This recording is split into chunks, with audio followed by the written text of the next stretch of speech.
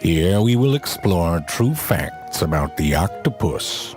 Deep in the depths of the ocean lives a marvelous creature sometimes referred to as the floppy spider of the sea. But its true name comes from a Greek word meaning 8-footed because it has 8 arms.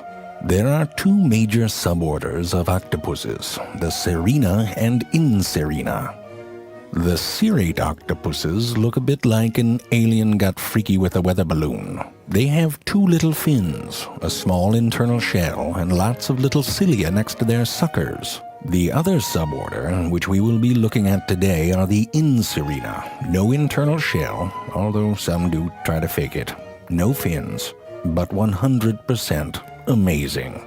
Many of you will know the amazing color and texture changing capabilities of the octopus, as well as its ability to fart ink at a moment's notice, evolution at its finest.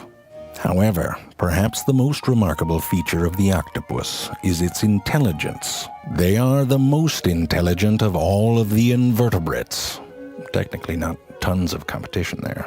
I mean, clams are stupid. I'm sorry I said it, but they are dumb as hell. What is amazing is that while octopuses can learn and remember complex tasks like opening child-proof jars and moving through mazes, they are using an intelligence that has evolved very differently than our own. Unlike our intelligence, which is mainly centralized in our head hole, the octopus has distributed intelligence. 3/5 of all of its neurons are located in its arms. In a way, each of its arms actually has a mind of its own, which is amazing. Unless, after a while, you found out that one of your arms was an asshole. That would suck. These arms are so capable that even when they are severed, they will continue to search for and capture food, and then try to bring that food back to a non-existent mouth hole. Some octopuses will actually remove one of their own arms when threatened and let it wriggle away to confuse the hell out of predators. Data point of 1, but it would confuse the hell out of me. Each arm of the octopus is equipped with over 250 suction cups, each one with the ability to rotate and grasp independently. Not only are they grabby, but the suction cups contain sensory receptors, which allow it to taste and smell what it touches. This is an ability I'm glad I don't have. It is widely known that the interestingness of an animal is proportional to how difficult it is to figure out where its butthole is. The octopus is therefore very interesting, because its mouth is exactly where I thought its butt should be. I'll be honest with you, I still don't really know where it is. But my search history does contain the phrase, pictures of an octopus's butt. Inside the octopus's mouth is a beak, the only hard part of the Inserina body, meaning that the octopus can squeeze through any hole larger than its beak. The tentacles guide food towards the beak, where venomous saliva incapacitates prey before the horror begins. I told you, clams are stupid. When it comes to moving, the octopus has a variety of options. It can crawl, or use a water jet called a siphon, or it can do this, which is my favorite. Some scientists have argued that 2 of its arms should be characterized as legs. I wonder why. They can walk. Octopuses can even move on land quite effectively. Yes, they get a little mushy on land, but don't judge. It's like reverse shrinkage. Imagine what they think when we skinny dip. What happened to your little arm? That's what they say. Although the octopus's 8 arms may seem identical, one of the male's arms is actually a hectocotylus, which functions like a penis. Therefore, shaking hands with a male octopus is sort of like playing Russian roulette. But instead of dying, you risk your hand getting pregnant.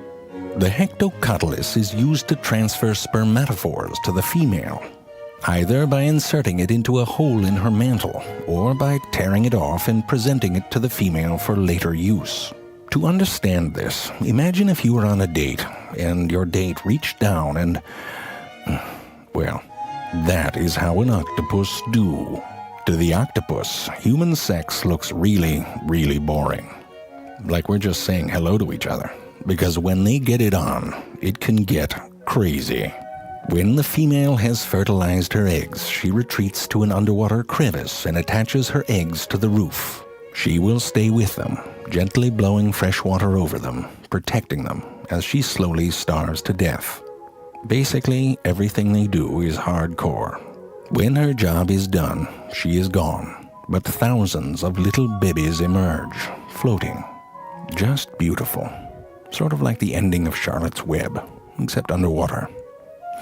And without the farm animals, too, they would all drown. They would die. The dancing pig wouldn't last a second, really. It'd be sort of babies interspersed with these dead and rotting animals being eaten by fish. It's a different story, really, less appropriate for children. And the duck would do okay, but one floating duck does not a children's book make, you know.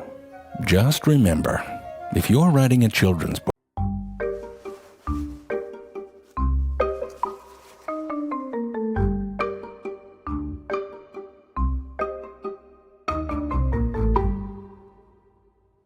collecting birds' eggs, of course, is now illegal, but it wasn't when I was a boy 80 years ago, and I too had a collection of birds' eggs. And I blew them simply by taking a pin and making a hole in one end, and then one in the other, and then blowing it. But professional egg collectors were more thorough and neat about it. They started with a little needle which they created a small hole like that, and then they use one of these and enlarge the hole. And then you take a little glass pipette like this,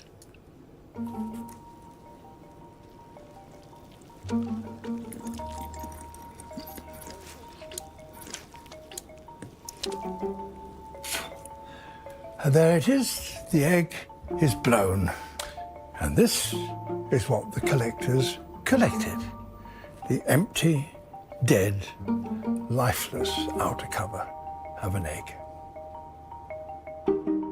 By discarding the most essential part of an egg, collectors were able to preserve their fragile shells. Here at the Natural History Museum in Tring, there are more than 1 million eggs from historic collections. Made illegal. But that doesn't mean that we shouldn't ask questions of egg collections that are already in museums. And some of the answers they provide are very surprising. It was by studying museum collections that scientists discovered exactly why some populations of birds, like the song thrush, had been in decline ever since the Industrial Revolution. They found that the eggshells had been getting thinner. The birds had been unable to get the calcium they needed. And that was because they normally got that calcium from snail shells. And acid rain had killed the snails. Again, in the 1960s, historic eggs exposed another calcium-related crisis, this time when populations of top predators like raptors, owls and herons suddenly crashed. It was measurements made on eggshells in museum collections that showed only too clearly that the reduction in thickness of the eggshell coincided exactly with the introduction of DDT. 0.5 millimeter of calcium. That's the difference between life and death. So what more can we learn from eggs? Well, deep in the basement of the Natural History Museum in London, one of the most important eggs in the world is going to be gently interrogated to see if it will surrender any of its secrets. This is the oldest egg in the museum's collection, and it's about to be placed within one of the most advanced and latest pieces of technical equipment here. What makes this egg so special is that it was laid by a great auk, a giant seabird that became extinct in the 19th century. There are only 70 of these eggs left in the world. This is a 3D X-ray microscope, and it will scan the entire structure of the egg. Whoever it was who collected this egg back in the 1700s could never have imagined something like this. The research is being led by Professor Birkhead. It's a unique opportunity for us to use this fantastic technology here to explore the egg's structure so that we can infer something about the biology of the great auk that we don't know. It's very exciting. We know the great auk was a relative of the guillemot. But what no one knows is whether they bred in a similar way, packed tightly together in fecal squalor like the birds we saw on Skomer. The guillemot's egg, when it's resting on its cliff ledge, which is where it's incubated, the blunt end is raised up, because of the shape of the egg, is raised up out of the muck that guillemots typically breed in. And we think that the additional pores there is an adaptation to allow the embryo to breathe under these rather dirty conditions. The egg is a fragile link back to a vanished past. As you can see, this very beautiful patterning is just exquisite. The shape of the egg is similar to that of the guillemots. But what about the pores? And now we can take a slice through the shell. So this is now a cross-section. You can see a pore here, running from the outer surface of The results are a complete surprise. Interestingly, it turns out that great auk eggs are much more like the egg of a razorbill than they are of a guillemot, so strikingly different. The razorbill is another seabird relative of the great auk, but it breeds in clean nests that are spaced out. Their eggs don't need a high density of pores at the blunt end, unlike the guillemot egg that's adapted to dirty conditions. Razorbills don't have that problem because they breed in very tidy nests. They defecate outside the nest, whereas guillemots breed in very messy circumstances. Amazing, amazing. So while the egg shape suggests that the auk bred like a guillemot, its pore structure reveals that in fact it's likely to have bred like a razorbill. One ancient egg and one modern machine have revealed a tantalizing glimpse into the life of an extinct bird.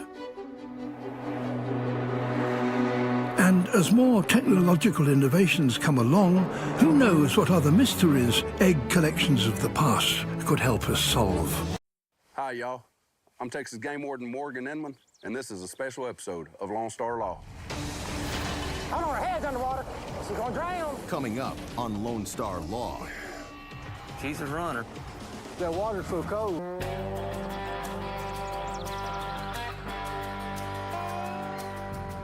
As Texas Game Wardens, it's our job to protect the natural resources of the Lone Star State. Come on. But sometimes preserving the resource You'll be all right, fella. means saving an animal and getting it the help it needs to survive.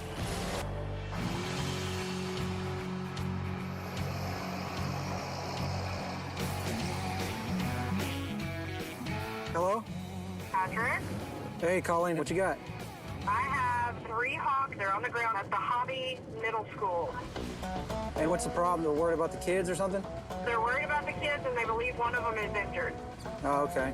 Head over there and see what they got. Sounds good. Thank you, Patrick. Being a game warden in a metropolitan area, the birds will come nest. And a month or so just to see. From escaping out of that. Ducks get caught on there. Sometimes soft-shell turtles will get caught on it, and if someone's not there to take care of that, those animals end up dying. So it makes me mad. The Twin Buttes right now, check one of the areas that's known for hunting. We have a lot of dove.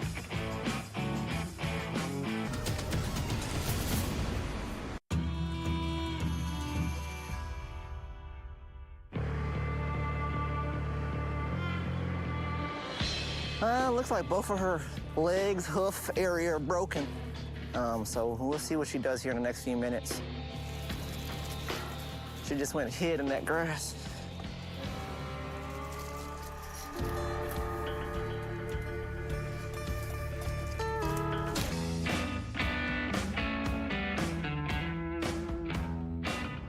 You're almost home, buddy. We actually found the dog at a hunt lease gate last week. He looked like he'd been shot. it's awesome to see how fast he can actually recover from that type of wound. Think you boys gonna be excited? Man, them boys, they gonna love this dog. We actually have been looking for a dog here the past few months, looking for a smaller dog, 30, 40 pounds, so he kind of fits the bill. And dog got him a new home. Hey! What's happening? Yep.